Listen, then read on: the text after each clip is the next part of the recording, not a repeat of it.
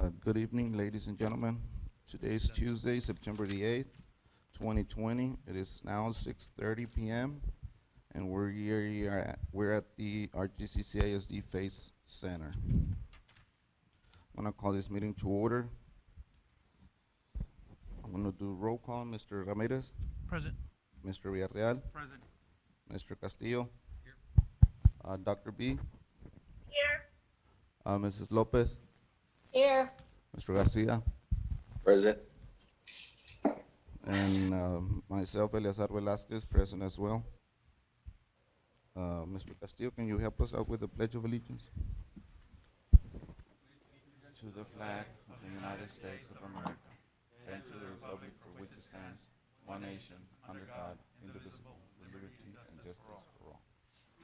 Thank you, Mr. Castillo.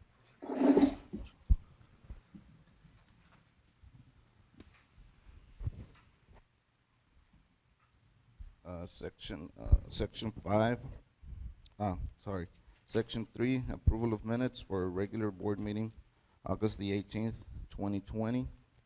I move that we approve the minutes as presented on our board packet for the regular board meeting of August the 18th, 2020. We have a motion by Mr. Villarreal. Do we have a second? Second by Mr. Castillo. All in favor, raise your right hand. Motion carries.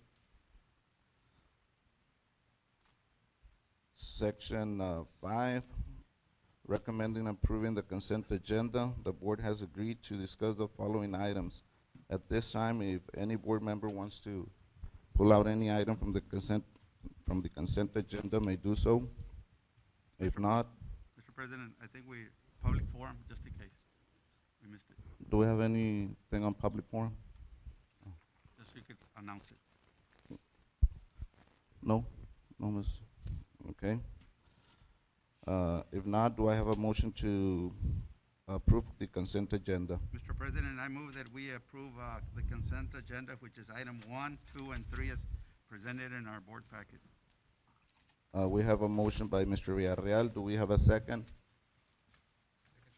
Second by Mr. Castillo. All in favor, raise your right hand.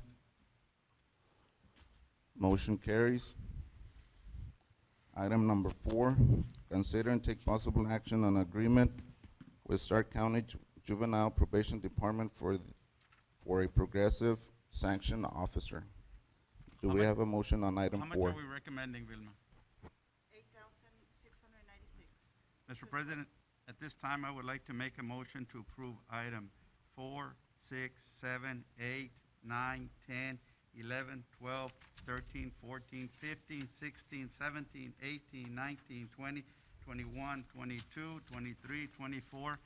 I also on the same motion, I move that we approve item 5 as presented with the exclusion of election precinct 5 presiding judge for the absentee, and the exclusion of election precinct 1 presiding judge on election day. That's my motion.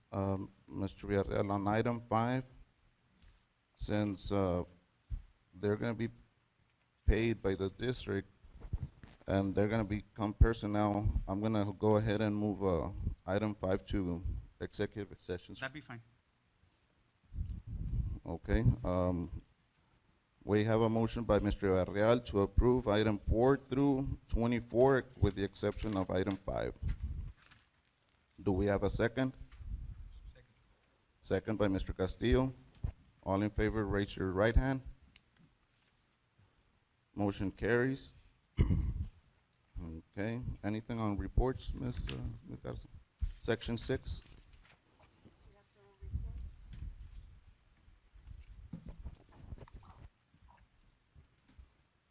Okay, number 1. Item 1 under reports. Ms. Morris?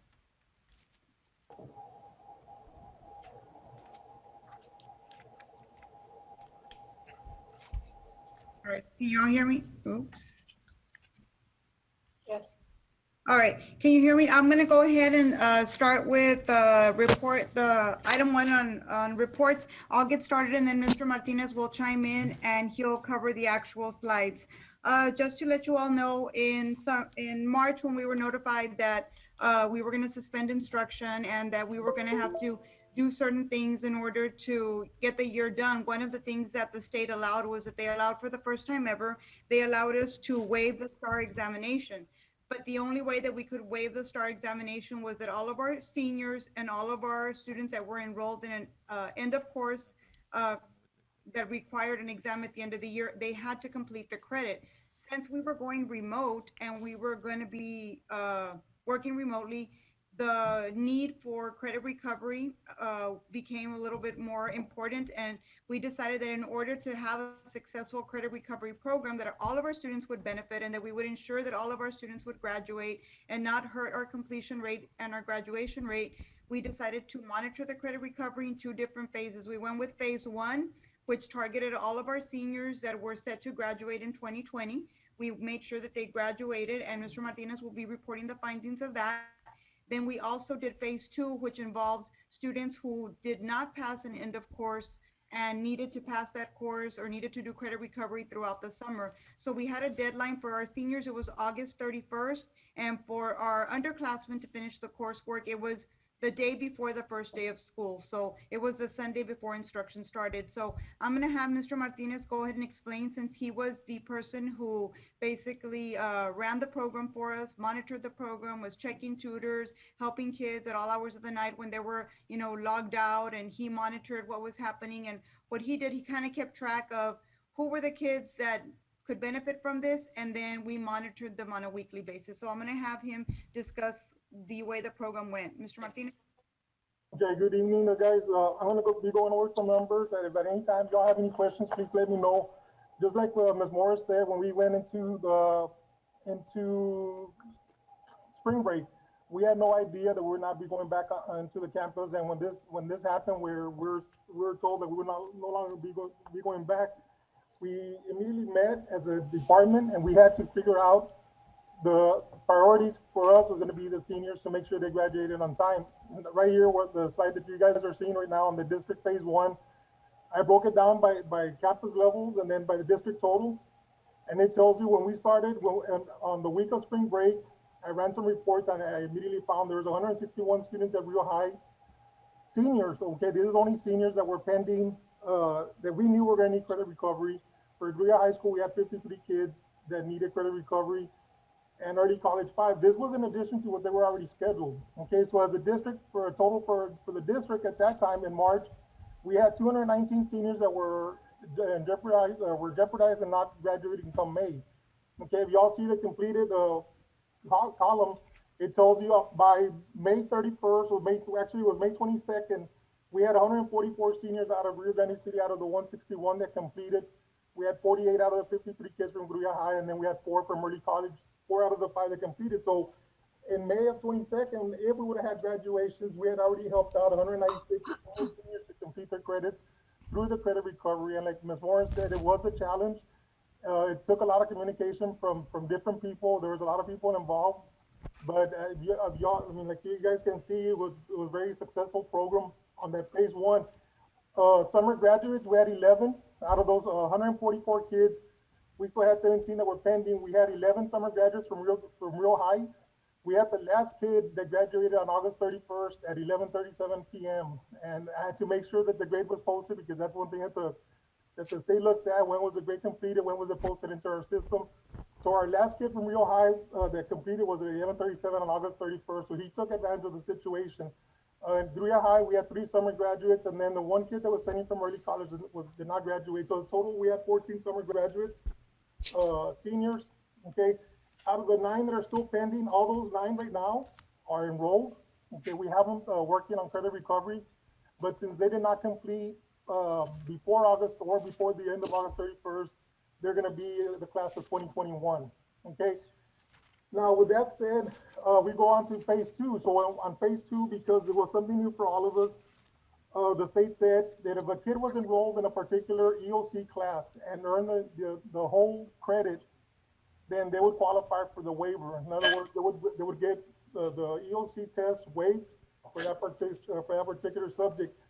Again, I broke it down by campuses and by a district. y'all see here, the phase two, we had a total of 873 true freshmen that started the year with us. And those 873 were enrolled in an EOC class at the end of May, on May 22nd. So what happened here, guys, we had 58 kids pass one EOC, okay? 222 freshmen passed two EOC classes, and then 546 total students passed all three EOC areas, which are your algebra, biology, and English 1.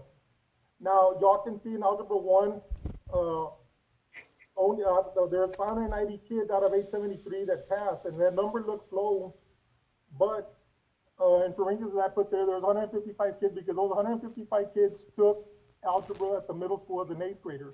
So those 155 kids started off with geometry last year as a freshman. Okay, so a total percentage for the kids that got the waiver for algebra 1 was 82%. Okay, if y'all look at biology, there was a total of 736 true freshmen that passed the whole year for biology, so that was 84% of the kids qualified for the waiver. And then in English 1, this is the one, guys, that's really, like, it was really, like, if we look at it right now, when I share the other number with you, this was a number that I was really proud of, because on English 1, we had 79% or 693 kids out of 873 true freshmen that passed English 1, either through credit recovery or within the school year. If y'all look at the 10th grade, out of 735 true sophomores or 10th graders that were taking English 2, 685 passed the course. Okay, so 93% of those kids qualified for the EOC waiver. And then on the US history side, there was 755 true juniors that were taking the US history course. And at that time, at the end of the school year, or by the end of the summer, we had 699 true juniors that passed the US history and got the 4-year credit. So 93% of those kids qualified for the waiver. Now, right below that, it tells you, just to put things into perspective, on the spring, and this is going back to last school year, 2 years ago, 2019, okay, for both English 1 and English 2 combined, we had 55% of the kids pass, okay? This year, through all the effort that we did, again, it involved a lot of people. We had 86% of the students that qualified for the English 1 and EOC waivers. Now, that being said, guys, I don't know how many districts took advantage of the situation that the state granted in qualifying for the waiver, but I know our district, we took advantage of it. It took a lot of planning and a lot of work, and a lot of it had to do with the communication, and it involved the 3 high school principals, Ms. Gonzalez, Gina Gonzalez helped tremendously, and then of course, the counselors and the deans, everybody played a big role. So I think that's a success. It's a big part of the success that we had because all the individuals involved. If you can scroll down a little bit, or is it the next slide? Okay. Right here on the credit recovery. Okay, this is the phase 2 that we implemented. And again, we as soon as the school year was over, we ran reports. We figured out who were the students that needed to come in to summer school. And I know it was going to be a big task because kids by that time just wanted to get out. Okay. So again, I praise the principals because they did a tremendous job keeping in contact with the kids, reaching out to them, making home visits. But when we started the summer program, guys, just so y'all know where we're at, 198 true, we enrolled 198 true freshmen, okay? And that was because we wanted to make sure that they received the full credit, because what the state was saying is as long as they receive the full credit before the last Friday, before the first day of school for the next school year, they qualified for the waiver. So at that time, we identified 198 true freshmen that needed either a biology, an algebra, or an English 1 credit. Okay, and some of the kids even needed like 2 credits or the whole year. But if y'all can see, there's 118 freshmen that got they passed at least 1 credit to help them earn 1 end of course exam. There was 19 freshmen that took advantage of it and got 2 end of course exams waived. And then there was 15 true freshmen that got 3 EOCs passed because they earned all the 3 credits during the summer school recovery. The 10th graders, guys, at 61, okay, 45 of them earned the 1 EOC, okay, and then on the 11th grade, which was US history, 40 out of the 42 kids that we enrolled in credit recovery earned the credit that they needed in order to get the waiver or the EOC waived. Okay, so, if you can scroll down, I don't know if there's another slide, or there's a next slide. Uh, Summer graduates, guys, I went over this right now. We had 11 total graduates, summer graduates for Rio High, 3 for Gruya High. For as a district, we graduated 14 kids. Out of these 14 kids, if it wouldn't have been for the state waiving all the EOCs, all they needed to complete were the credits, these kids would not have graduated. But we focused on all the kids, all the seniors, because of what the state said is as long as they complete all the credit requirements, all EOC were waived. So there was no need for an IGC plan for the student to graduate.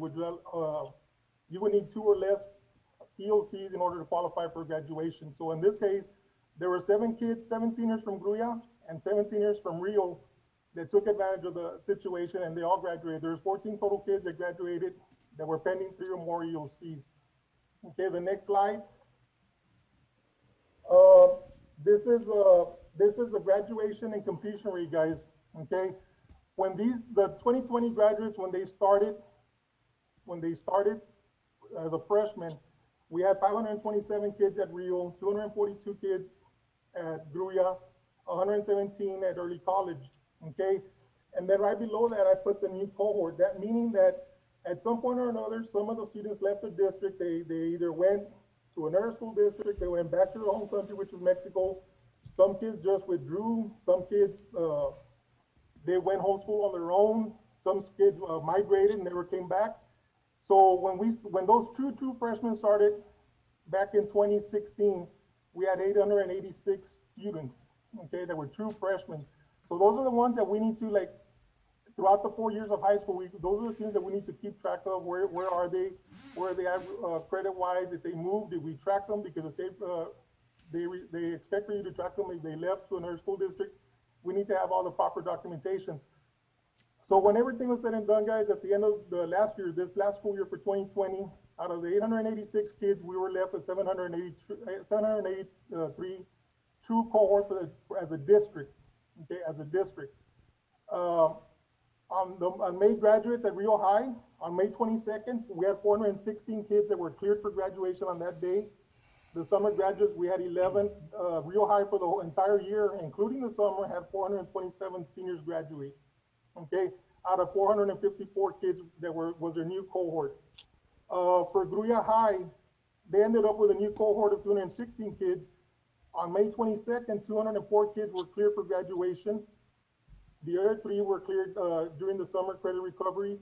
So as a total, at the end of the summer program, Gruya High had 207 graduates. And then for early college, as y'all can see, they started off with 117 kids. At the end of the 4 years, they had 113 kids. Out of those 113 kids, 110 graduated. Okay, they have 1 kid that was pending graduation in the summer. She was unable to complete. She is working now on the credit she needs. So early college had 110 graduates. So as a district, out of 783 kids that we ended up at the end of the 4-year period, out of the 783, 744 completed the graduation requirements. Okay. On the district graduation rate, this is, since I've been here in Rio, this is the highest we've ever been. We're always like at a 90, 91, a high 91. As y'all can see, we took advantage of the situation that the state provided to us on the EOC waivers. We helped a lot of kids graduate through the credit recovery program. And we ended up as a district the 95.02 graduation rate, okay? So that means out of the 783 kids, or we had 95% graduate. On that district completion rate, what that tells you as a state, what the state tells you is the kids that did not graduate, did you bring them back on their 5th year before the school start window? The school start window is always the first Friday, or the last Friday in September. Those 9 kids that were pending, we already have them enrolled. Okay, we already have them enrolled. They're working on credit recovery already. So right now, whether they graduate or do not graduate, the state already tells you that because you already brought them back, that's your completion rate. So our completion rate as a district for this last year's seniors is at 97%. Okay, I think that was my last slide that I have. Okay, one thing that I wanted to, I guess we're all anxious to do this year or see what was going to happen. I know when I was brought in 2 years ago with our CCMR, We were at a 78 for a score for the district. Last year, we were at an 86, which we had a B rating as a district. And I was excited going into this year because I knew that this year we would be at an A. Obviously, we're not going to find out where we're at because of the situation we're in now. But anyway, there's a lot of thanks to be given to Ms. Gonzalez, Ms. Villarreal, Adelina, for the services and the opportunities they provide our kids. And I think our future looks bright because of the situation that we're at and because of what we took advantage of. So I don't know if y'all have any questions or concerns. Let me start off, be honest with you, Mr. Martinez, I understood 10% of what you said. The audio is terrible, to be frank with you. I'll be honest with you, I could only make about 10%, but the only couple of questions I ask is how is it possible that our graduation rate is 95.2% and our completion rate is 97.2? What's the difference between completion rate and graduation rate? Okay, the graduation rates are the seniors that actually graduated. Okay. Out of the cohort. And the completion rate, what the state tells you is out of all those kids that did not graduate, did you bring them back for their 5th year to give them an opportunity to graduate? So if you brought them back, whether they graduate or did not graduate, you add them to the total number of graduates that you had, and then you divide them by the number of the student cohort that you started off with, you finished off the 4th year with. I don't, Sergeant, can you repeat that slowly because the audio is terrible? Again, what is the difference between graduation rate and completion rate? Slowly, because the audio is real bad. Okay, the graduation rate is your total graduates in May. And that number is divided by the total number of the cohorts, I don't understand. okay? That the graduation rate is the total number of students that graduate in May Okay, divided by the number of students in the cohort. okay, got you. That's what he said. Okay, now completion rate? Now, the completion rate, out of all the students that did not graduate, in our case, we had 9 students from the entire district that did not complete, did not graduate in May or in the summer. What the state tells you is if you bring them back for their 5th year to give them the opportunity to graduate. So in our case, we did, so all we did, we added those 9 kids to the total number of graduates and then divide that number by the total number of the cohort. What he's saying is that we had 9 children that did not graduate in May, Okay, and we brought them back the next year.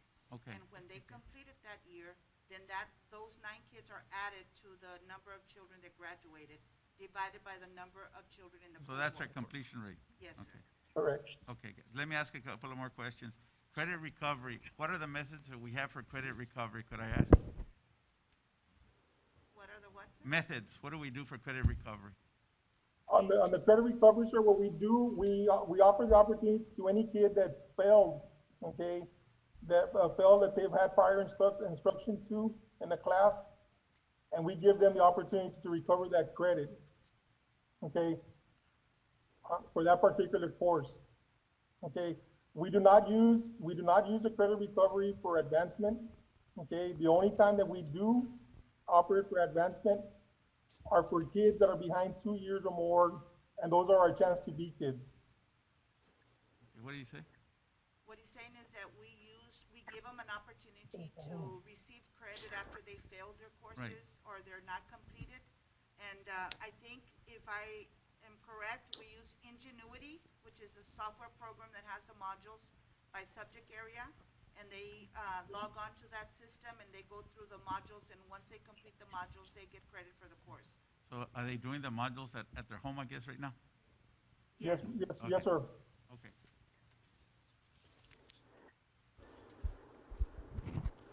Any more questions on report item number 1? Before, let me just say one thing.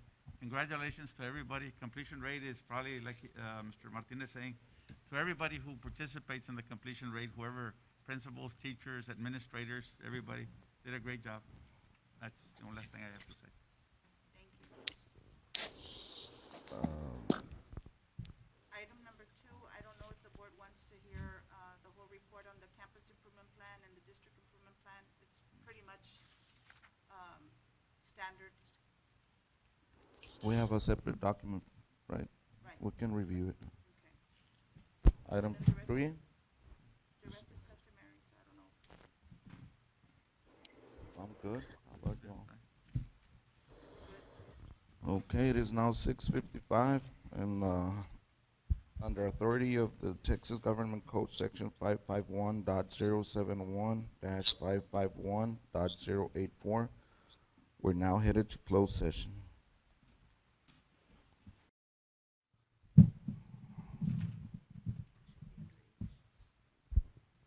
It is 8:15, and we're back in open session. Mr. President, I move that in item 5, that we approve item 5 as presented with the exclusion of the election precinct 5 presiding judge for the absentee and the exclusion of the election judge for precinct 1 on election day. We have a motion by Mr. Villarreal. Do we have a second? Second by Mr. Castillo. All in favor, raise your right hand. I abstain. We had- Okay. Dr. B, Abstain. Mrs. Lopez, Her mic is You're off. muted. I think that Mr. Garcia raised his hand, correct? Mr. Garcia? Mr. Garcia? Yeah. Okay, motion I carries. abstained. Okay, Did you hear mine? I had it on mute, sorry. okay, that's fine. Motion carries. Do we have a motion on item B? Mr. President, I move that we approve item B, C, D, E, F, and G as discussed in closed session. We have a motion by Mr. Villarreal. Do we have a second? Second. Second by Mr. Castillo. All in favor, raise your right hand. Motion carries. Do I have a motion to adjourn? So moved. Motion by Mr. Ramirez, second by Mr. Castillo. All in favor, raise your right hand. Mr. Velasquez, I will abstain on item G, but I will vote for the rest. Okay. Okay, Mr. Garcia abstaining from item D. Item Jake. what? D. G, G. G, G. G? Okay. yes. G. Okay, motion to adjourn by Mr. Ramirez, second by Mr. Castillo. All in favor, raise your right hand. Motion carries. Have a good night, everyone. Hi, Letty. Bye. Bye. Bye, guys.